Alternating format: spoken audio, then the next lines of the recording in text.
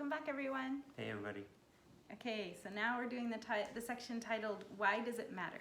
Entitled. Okay, I'll start with this. The traditional approach to emotions will continue getting you the same results it has been delivering so far. We are going to give you the skills to experience new results.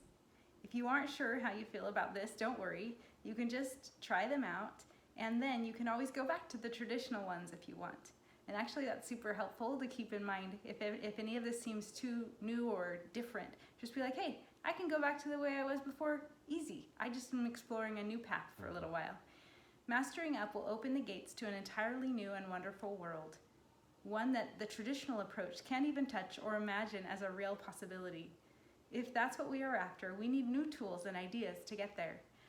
But just now when I said that little caveat, I should have waited and said that during stage 2 because you're not even trying to apply it yet. So that's just a little tip, reminder, we're in the stage 1.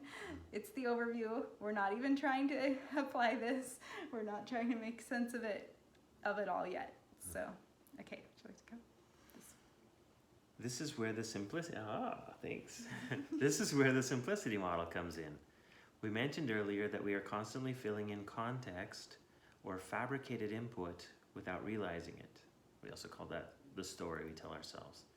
Some refer to it as the story we tell ourselves, but it's so much more than that. We see circles and lines on a screen, and it translates in our heads into a smiley face emoji with all kinds of hidden programming associated with it. Words are useful vessels for packing in a whole bunch of meaning that can be expressed in a few lines on paper. What happens then is that if we keep the same packets of meaning for the words, we will struggle to internalize new ideas that go beyond them. For example, anytime we use an emotion-laden word, we are inviting a host of instinctive fabricated input or internal hidden contexts to go along with the simple-sounding word.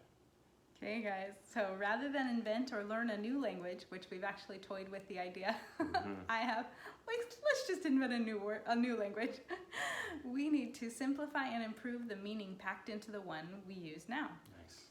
Learning this 3-part model allows us to pull back the curtain of a very complicated system of emotions so we can make sense of and master it.